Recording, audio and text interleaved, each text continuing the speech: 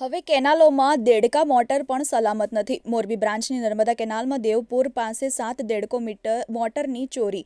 હળવદ પંથકમાં નર્મદાની 3 કેનાલો આવેલી છે। મોટાભાગે ખેડૂતો કેનાલેથી પિયત કરતા હોય છે। પિયત કરવા માટે દેડકો મોટરની જરૂર પડે છે। હાલ અત્યારે કેનાલ ખાલી હોય મોરબી બ્રાન્ચની દેવપુર પાસે આવેલ કેનાલમાં ખેડૂતોને કહેવા મુજબ 11 જેટલા દેડકોની ગત રાત્રિના ચોરી થઈ છે અને ખેડૂતોની એવી માંગ છે કે પોલીસ પેટ્રોલિંગ વધારી ખેડૂતોની ચોરી અટકે અને ખેડૂતોને દેડકો મોટર ગોતી આપવામાં પોલીસ મદદરૂપ થાય તેવી ખેડૂતોની માંગ છે। Bechar Rajput TV 18 news Halvad.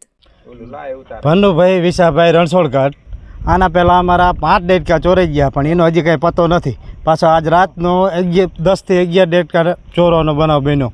જો પોલીસવાળા આમાં કંઈક થોડુંક ધ્યાન દે તો ખેડૂતને કંઈક શાંતિ થાય।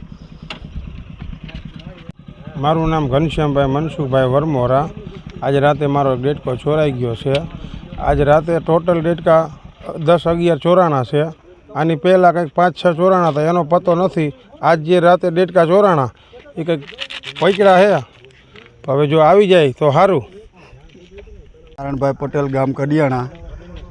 આ કેનાલ ઉપર રહેવાસ છે મારું અને આ કેનાલની અંદર ગત રાતે અંદાજે 10 થી 15 દેડકા ગયેલા છે, જે હજી કંઈ પતો નથી અને ખેડૂત સર્વે કરી રહ્યા છે।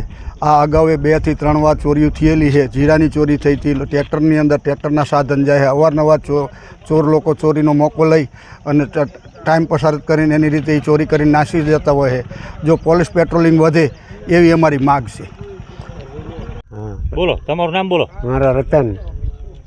કોની વડી રહ્યો બાપા? હા, તમે ભરત મરી। શું કાલ રાત્રે બનાવ બન્યો? એ રાતે 1 વાગે એમ આટા મારતી હતી ગાડી। કઈ ગાડી હતી? એ તો ઇકો ગાડી હતી। ઇકો ગાડી? હા।